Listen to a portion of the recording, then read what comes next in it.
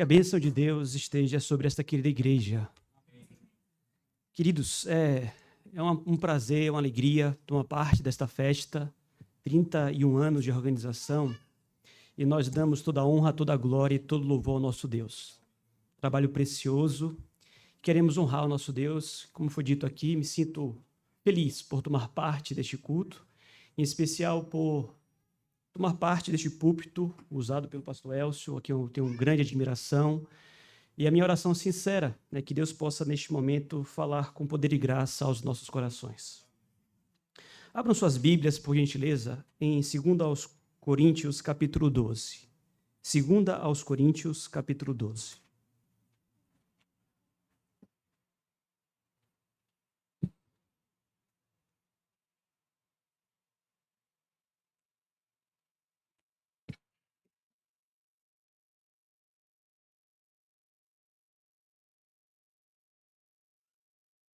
Nós faremos a leitura do versículo 1 ao versículo 10. Acompanhe com atenção a leitura da palavra de Deus. As visões e revelações do Senhor. Se é necessário que me glorie, ainda que não convém, passarei as visões e revelações do Senhor. Conheço um homem em Cristo que há 14 anos foi arrebatado até o terceiro céu. Se no corpo ou fora do corpo, não sei. Deus o sabe. E sei que o tal homem, se no corpo ou fora do corpo, não sei, Deus o sabe, foi arrebatado até ao paraíso. E ouviu palavras inefáveis, as quais não é lícito ao homem referir. De tal coisa me gloriarei, não porém de mim mesmo, salvo nas minhas fraquezas. Pois se eu vier a gloriar-me, não serei nécio, porque direi a verdade, mas abstenham-me, para que ninguém se preocupe comigo mais do que em mim vê ou de mim ouve. E para que não me ensoberbecesse com a grandeza das revelações, foi-me posto um espinho na carne, mensageiro de Satanás, para me esbofetear, a fim de que não me exalte. Por causa disto, 3 vezes pedi ao Senhor que o afastasse de mim. Então ele me disse: a minha graça te basta, porque o poder se aperfeiçoa na fraqueza. De boa vontade, pois, mais me gloriarei nas fraquezas, para que sobre mim repouse o poder de Cristo. Pelo que sinto prazer nas fraquezas, nas injúrias, nas necessidades, nas perseguições, nas angústias por amor de Cristo. Porque quando sou fraco, então é que sou forte. Quando nós lemos a história dos grandes servos de Deus do passado, homens e mulheres santos e santas, por um momento nós podemos nos sentir pequenos e até mesmo envergonhados, constrangidos, dado os feitos destes grandes servos e servas do Senhor. Me refiro aqui a homens como John Knox, Jonathan Edwards, Charles Spurgeon, fora, obviamente, os relatos daqueles que serviram ao Senhor nos tempos bíblicos, profeta Daniel, o profeta Isaías, o apóstolo Paulo. Nós lemos histórias como as deles e, por um momento, ficamos constrangidos. Imaginamos até que tais homens não travavam as mesmas lutas que nós travamos e não sofriam dos mesmos males que nós sofremos. Podemos, por um momento, pensar que estes homens não partilhavam das mesmas canseiras, que alcançam toda a humanidade. Quando nós lemos, por exemplo, acerca da galeria dos heróis da fé, lá em Hebreus capítulo 11, nos é dito acerca destes homens dos quais o mundo não era digno. Então, por um momento, diante da nossa pequenez, podemos imaginar que eram quase que supra-humanos ou seres angelicais. No entanto, é muito importante que nós leiamos essas biografias e histórias tendo a consciência de que estes homens, conquanto tenham realizado muito pela graça de Deus, eram homens como nós somos, ou seja, sujeitos eles às mesmas fraquezas e canseiras. Para que os irmãos tenham uma noção, eu trouxe aqui 2 breves citações acerca de como era a vida e a rotina de João Calvino, Um homem que tem toda a nossa admiração, repito, pelos grandes feitos pela Igreja do Senhor. Há um biógrafo chamado Sandstorms que dirá o seguinte, peço que os irmãos ouçam com paciência. Ele dirá o seguinte acerca de Calvino. Calvino sofria de problemas de saúde suficientes para encher as páginas de uma revista médica. Ele sofria de dores fortes de estômago, gripe intestinal e enxaquecas recorrentes. Ele sofria de hemorroidas agravadas frequentemente por um abscesso interno que não cicatrizava. Ele sofria de uma forte artrite e dor aguda nos joelhos, panturrilhas e pés. Outras doenças incluíam nefrite, que é a inflamação aguda crônica dos rins causada por infecção, cálculos biliares e cálculos renais. Certa feita, ele eliminou um cálculo renal tão grande que rasgou o canal urinário, levando-o a sofrer hemorragia. E há um outro biógrafo que escreve algo muito semelhante acerca de Calvino. Ele dirá o seguinte, em 1564, ele escreveu aos seus médicos descrevendo suas cólicas, sua situação ao cuspir sangue, seus acessos de calafrios e os seus sofrimentos dolorosos das hemorroidas. Mas o pior de tudo parece ter sido o problema de pedra nos rins, para o que não havia alívio sedativo algum. E para que nós possamos contemplar o contexto, é importante que nós compreendamos que a Genebra do século XVI era bem diferente da Salvador do século XXI. Hoje nós podemos contar com antibióticos, com a cirurgia de apendicite, com água encanada. Então, apenas para ilustrar o fato que, apesar de ficarmos admirados pelos grandes feitos, eram homens suscetíveis a lutas, fraquezas e dores, como nós também o somos. A mesma coisa, obviamente, vai se aplicar com respeito ao apóstolo Paulo. O grande apóstolo Paulo, o grande missionário dos gentios, ele é descrito também como um homem de dores. Paulo, ele, já no contexto do capítulo 12, ele gasta um tempo convencendo a igreja de Corinto que ele era apóstolo. Curiosamente, Paulo, apesar de ter plantado aquela igreja, ele teve que defender o seu apostolado. E ao invés de defender o seu apostolado argumentando acerca de poder ou grandes feitos, Paulo argumenta justamente dizendo que ele trazia no seu corpo as marcas de Cristo. Então, Paulo fala acerca das suas perseguições, dos seus sofrimentos, e aqui, no capítulo 12, ele deixa para falar acerca daquele que é o seu maior, ou era o seu maior sofrimento, ao que ele chama de espinho cravado em sua carne. Então, isso tudo aqui, queridos, nos é útil para observarmos que nós não estamos em situação diferente daqueles servos do Senhor. Nós que também passamos pelas nossas lutas e sentimos a fraqueza e a nossa humanidade, nós precisamos lembrar que aqueles homens também passaram por tais situações. No entanto, os grandes feitos realizados por eles, em contexto de fraqueza, de dor e de sofrimento, aconteceu porque em tais situações fizeram provas do poder de Jesus Cristo e da graça do Senhor sobre a vida de cada um deles. Então, nós olhamos para passagens como estas e aprendemos que em meio às nossas dores e lutas, nós precisamos chorar com o Senhor Jesus Cristo. Nós precisamos, em meio às nossas aflições, limitações próprias da nossa humanidade, nós precisamos chorar com Cristo, para que também possamos fazer provas do poder da graça do Senhor Jesus. E eu quero trazer aqui nesta noite, rapidamente, 4 razões pelas quais nós precisamos chorar com o Senhor Jesus para experimentar do poder dele e do poder desta graça sobre as nossas vidas. 2 dessas 4 razões, eu irei trazê-las de forma mais resumida e pretendo gastar mais tempo nas 2 últimas razões das 4. A primeira razão pela qual nós devemos, meus amados, chorar com o Senhor Jesus é porque nós aprendemos que Cristo é quem está por trás das situações de enorme angústia na vida dos seus filhos. Ou seja, o Senhor Jesus Cristo, ele sempre tem um bom propósito. Quando olhamos para o relato de Paulo, como dissemos, Paulo ele fala acerca das lutas que ele travou. Ele não nos dá detalhes acerca do que era esse espinho.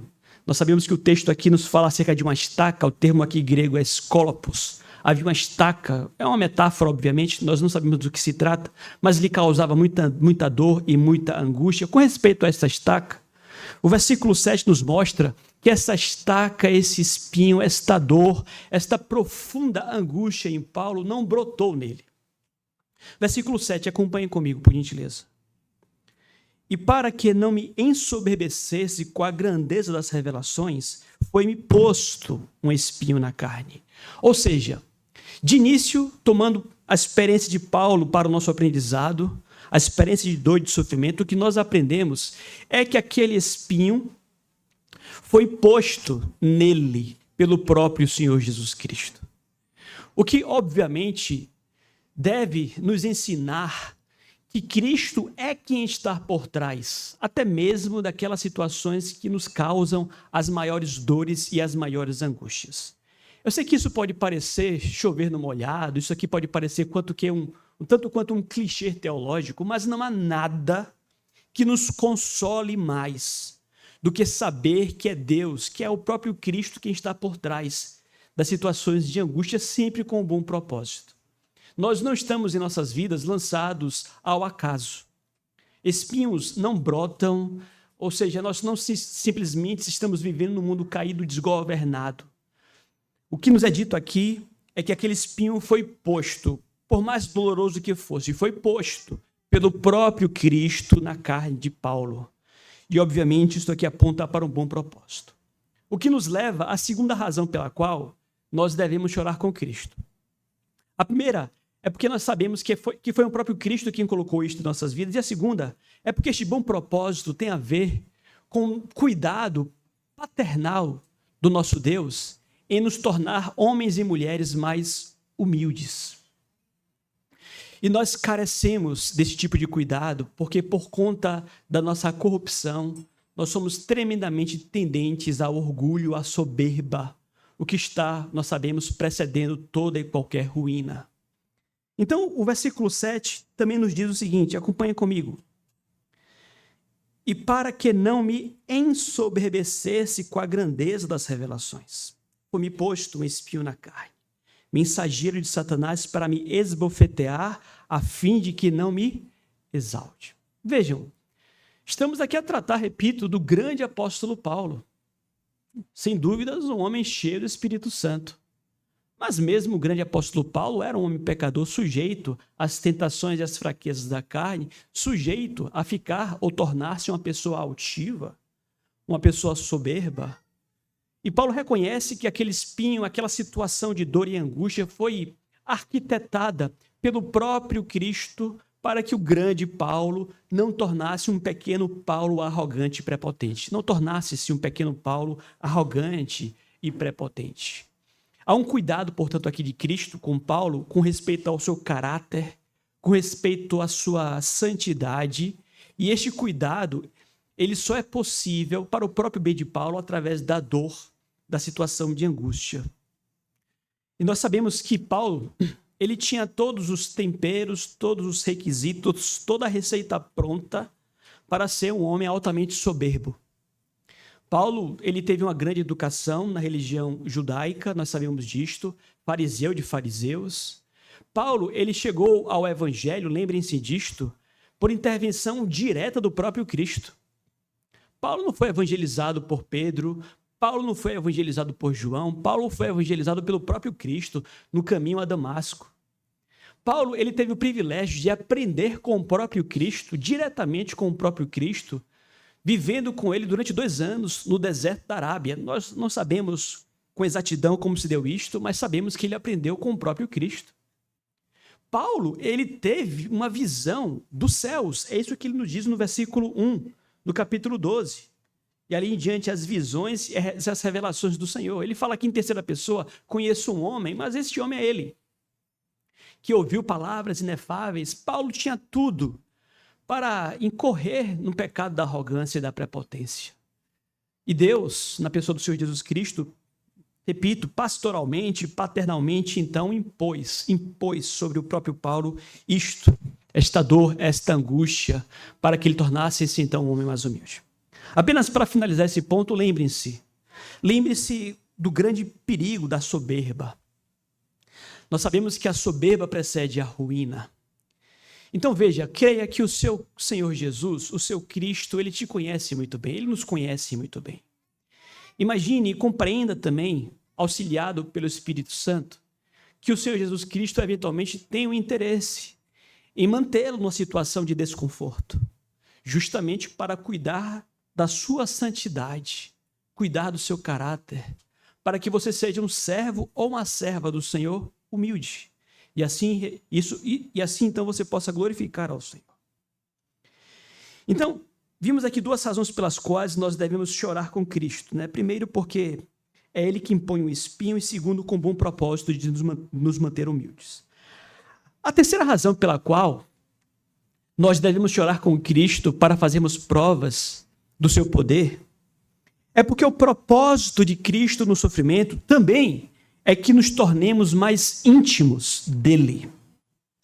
Notem vocês que o espinho, a angústia, não tem um propósito apenas de nos humilhar, mas o espinho e a angústia também tem um propósito de nos tornar mais íntimos do Senhor Jesus. E veja, nós precisamos de situações como estas para que nos tornemos mais íntimos de Cristo.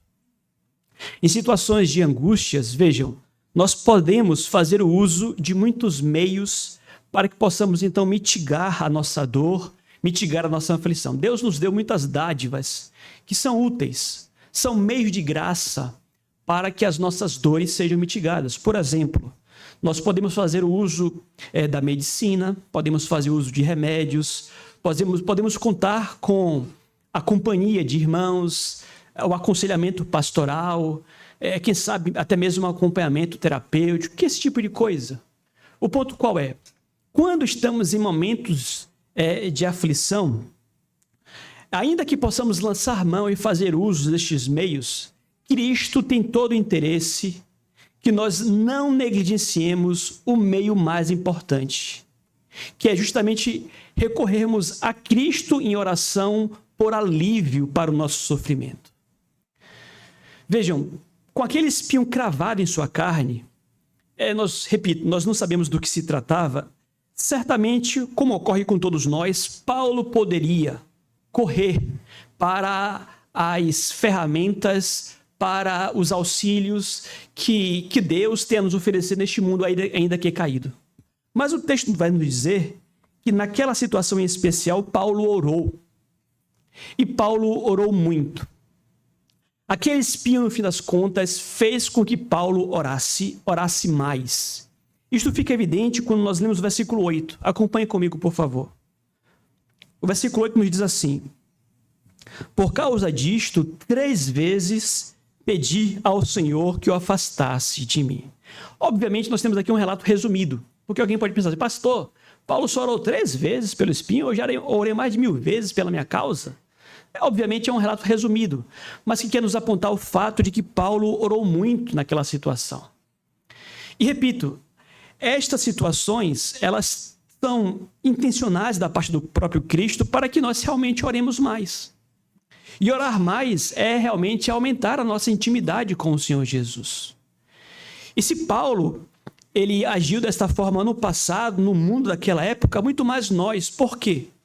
Porque nós estamos cercados de tecnologias, de avanços científicos, de avanços tecnológicos que eventualmente roubam o nosso momento de oração com o Senhor Jesus. Hoje a nossa sociedade altamente confortável, consumista e avançada, tenho dito, do ponto de vista tecnológico, a nossa sociedade, até mesmo os crentes, eles parecem que em suas dores e angústias recorrem a tudo, menos ao poder da oração. E é um problema. John Piper irá dizer que os maiores inimigos do crente não são sequer Satanás e as trevas, mas os maiores inimigos, aquilo que compete com o próprio Deus em seu coração, são as dádivas do Senhor. Então, quando nós corremos para as dádivas, para os recursos, para os meios de graça e negligenciamos a oração, tais dádivas já se tornaram maldição. Se você é do tipo que corre para o médico, que corre para o pastor, que corre para os irmãos, para os amigos, para a farmácia, mas não corre para o seu quarto de oração, esses meios de graça, todos eles, já tornaram-se maldição em suas vidas. Porque o espinho tem um propósito de nos fazer orar mais. Termos profundas experiências com o poder do Senhor Jesus. Vejam, com isso eu não quero dizer que você deve se recolher e ficar recluso no seu quarto. Não, você pode e deve contar com o poder da medicina, dos remédios, com o auxílio do aconselhamento pastoral. Eu quero ler aqui uma citação de um conselheiro bíblico chamado Edward Welsh, que traz luz ao que eu quero dizer neste momento. Ele diz o seguinte: não ceda à pressão de encobrir o problema. A vida cristã é vivida às claras. Se você vê um problema e não sabe o que fazer, peça ajuda. A estratégia básica para lidar com os problemas da vida é que nós mesmos lidemos com eles inicialmente. Se continuarmos sem saber o que fazer, então procuremos aumentar o círculo e pedir ajuda de outras pessoas. Deus nos dá a sua palavra e o seu povo como recursos primários. Peça ajuda. Procure o seu pastor, procure o médico, não há problemas. Mas nada disso pode roubar o seu tempo com o Senhor Jesus Cristo em oração. Então, a terceira razão pela qual nós devemos chorar com Cristo é porque este é um dos propósitos do espinho. E aqui, mais uma vez falando à igreja evangélica dos nossos dias, a impressão que nós temos cá entre nós é que os nossos crentes hoje oram menos. A impressão que nós temos é que oram pouco. E não apenas isto, mas é muito mais diante do conforto da sociedade. Nós vivemos numa sociedade enriquecida. Temos tido uma igreja cristã de crentes que literalmente sequer oram. Isto é sério, isto é grave. Eu falo, obviamente, aqui embasado também na nossa experiência pastoral, mas crentes que ao longo de toda uma semana não param para orar. Isto é sério, isto aqui é muito grave. E nós precisamos falar um pouquinho mais sobre isto. Quando nós lemos o profeta Jeremias, ele denuncia esse tipo de erro, esse tipo de pecado, quando escreve o seguinte: porque 2 males cometeu o meu povo. A mim me deixaram o manancial de águas vivas e cavaram cisternas rotas que não retêm a água. Ou seja, se em meio a toda a sua situação de fraqueza, de angústia, em suas lutas, realmente você não tem buscado o manancial de águas vivas, se você tem tentado lidar de forma paliativa com a sua dor através de cisternas rotas, está tudo errado em sua vida. Então vejam que nós somos instados à oração, a buscarmos o manancial de águas vivas. Queridos, o espinho é para que nós oremos. É de Giovanni a frase que diz o seguinte: eu posso fazer mais que orar depois de ter orado, mas eu não posso fazer mais que orar até que eu tenha orado. Ou seja, nós não podemos negligenciar e desprezar a importância da oração. Eu quero trazer mais 2 frases mais duras de um grande pregador chamado Charles Spurgeon, que irá, de certa forma, denunciar a prática do crente que não ora.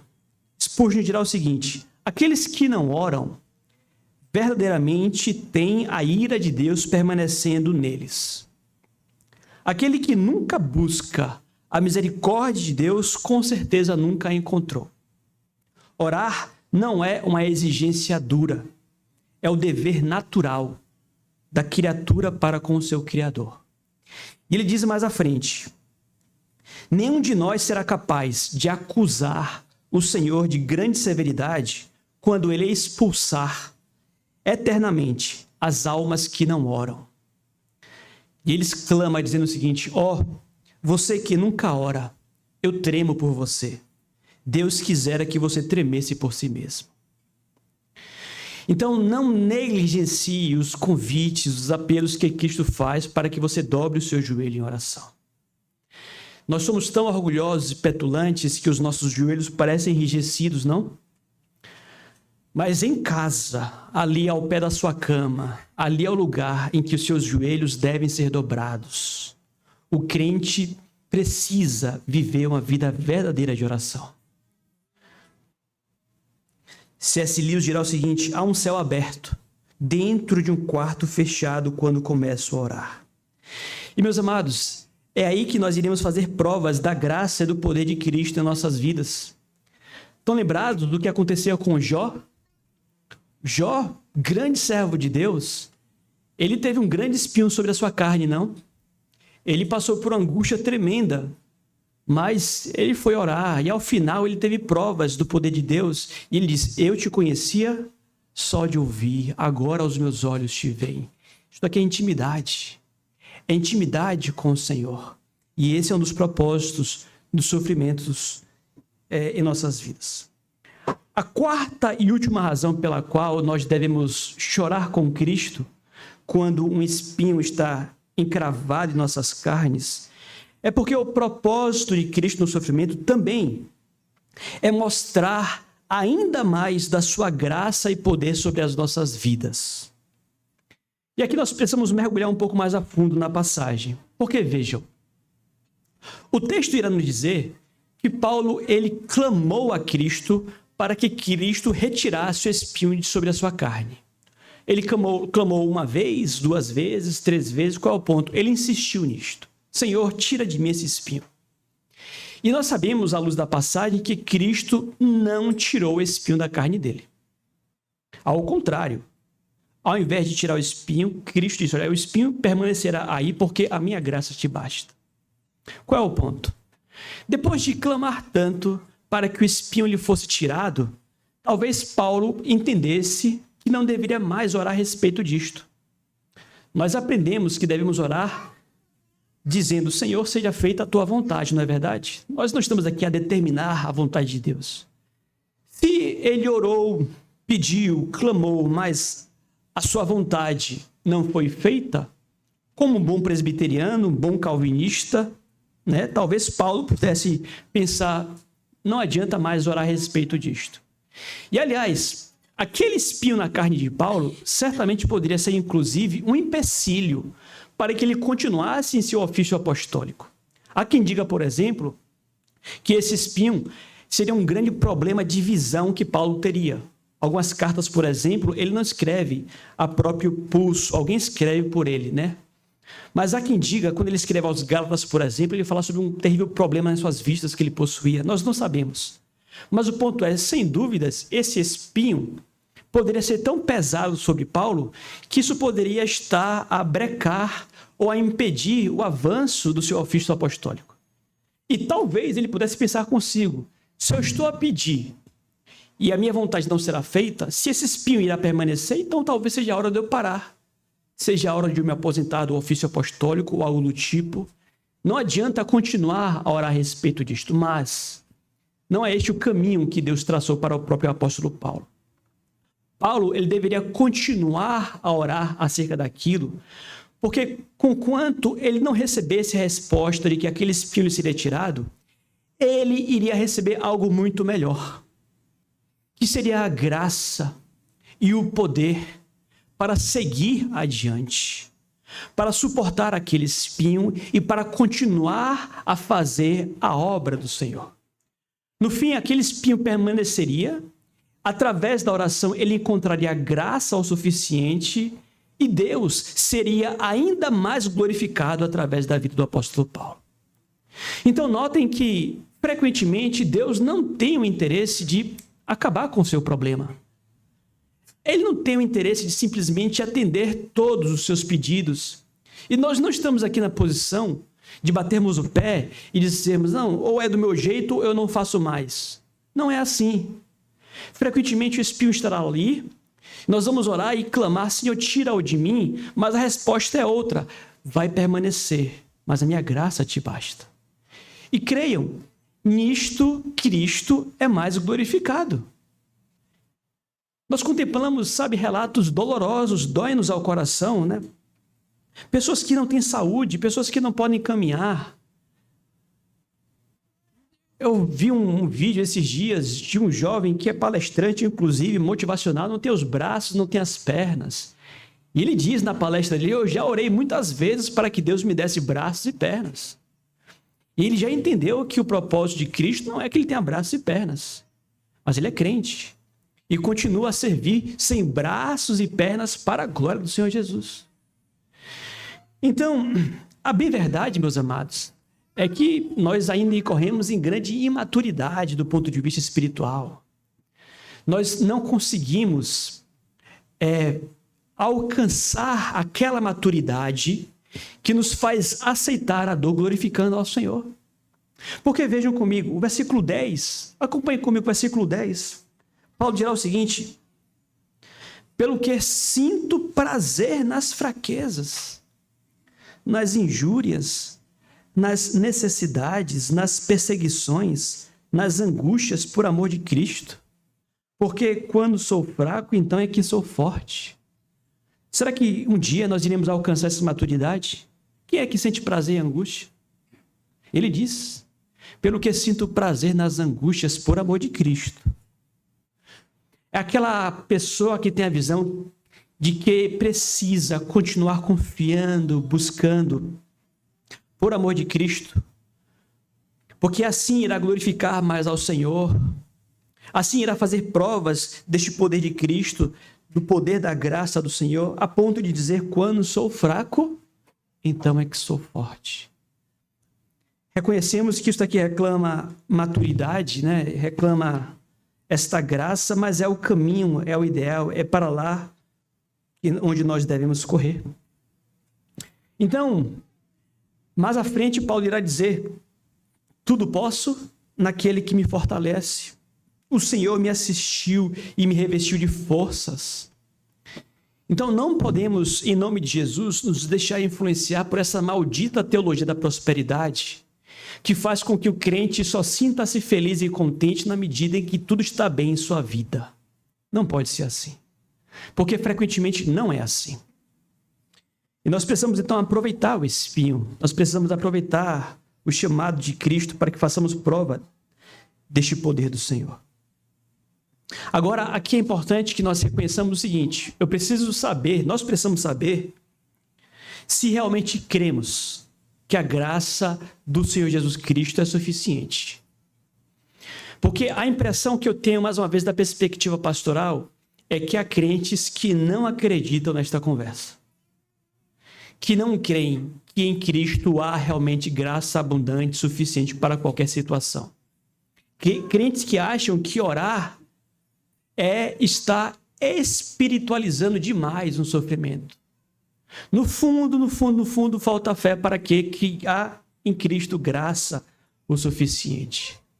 Vejam, repito, podemos recorrer ao médico, podemos recorrer à farmácia, ao pastor, ao psicólogo, mas vejam, são paliativos. Nós temos que crer que em Cristo há graça suficiente. A lei do Senhor é perfeita e restaura a alma. A graça em Cristo é transbordante. Então, vejam vocês que, de certa forma, a pregação nesta noite é um chamado a que você possa exercitar mais a sua paciência, a sua perseverança de joelhos em oração com o Senhor Jesus, contra esse espírito imediatista de uma sociedade mimada à nossa volta. Nós somos muito imediatistas. Nós queremos que o sofrimento acabe logo. O pastor deve saber dessa experiência, mas vejam, estamos carecas de receber no gabinete pessoas que procuram aconselhamento, que relatam um problema e esperam que o pastor, através de um aconselhamento, irá dar fim e solução àquele problema de forma imediata e definitiva. E não é bem assim. Eventualmente, os problemas irão persistir. O pastor não pode fazer milagre, o terapeuta não pode fazer milagre, mas aquele problema está ali porque Cristo tem esse propósito de chamá-lo à oração. John MacArthur dirá o seguinte: existe essa ideia no cristianismo hoje, que se você tem um problema, ele precisa de uma solução imediata. E você tem que correr em algum lugar e corrigi-lo. Os gabinetes dos conselheiros estão cheios de pessoas que querem soluções rápidas para os seus dilemas. Pessoas que sofrem por serem odiadas, ou rejeitadas, ou abusadas, ou deturpadas, ou caluniadas, ou traídas, ou não apreciadas, ou o que quer que seja. E todos esses problemas humanos trazidos perante o conselheiro são trazidos perante o conselheiro e há uma inquietação para que todos sejam logo resolvidos. E que nós entendamos, isso é fruto da cultura imediatista à nossa volta. O espinho pode permanecer ali. Então, que aprendamos aqui nessa noite que a graça do Senhor, ela nos é suficiente. Para concluir, eu quero voltar ao relato acerca de João Calvino. Mais uma vez, voltando aos biógrafos, eles dirão o seguinte acerca de Calvino. Mesmo quando Calvino estava acamado, com pouca saúde, nunca agiu como um inválido. Em vez disso, ele se comportava de maneira incansável. Theodor Beza, um amigo chegado, recordou que em 1558, devido a uma doença grave, foi preciso que Calvino parasse de pregar, de dar aulas e de cumprir suas outras tarefas pastorais e cívicas. Então, ele passou dias e noites ditando e escrevendo cartas. Não havia expressão mais frequente em seus lábios, escreveu Beza, do que dizer que a vida lhe seria amarga caso fosse gasta com preguiça ou indolência. No final, Calvino, de fato, tornou-se inválido, mas era carregado para a igreja numa maca a fim de pregar. Nada o mantinha afastado do púlpito. E nós sabemos que a produção literária dele é enorme, gigante, comentou praticamente toda a palavra de Deus em grandes volumes. E veja, numa época em que, sem dúvidas, foi fortalecido pela graça e pelo poder do Senhor Jesus Cristo sobre a sua vida. Nós lembramos aqui que estamos a tratar da Reforma Protestante. O mundo não conhecia a Bíblia. Calvino coloca-se no púlpito como expositor dela.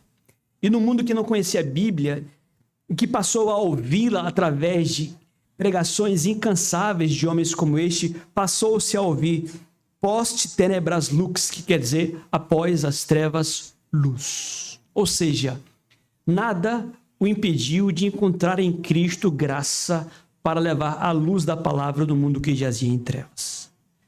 Então nós somos ensinados, meus amados, que a graça do Senhor Jesus Cristo nos basta. E, portanto, temos nessa noite um convite gracioso do Senhor Jesus Cristo a que o busquemos mais através de nossas orações. Que Deus assim, então, muito nos abençoe.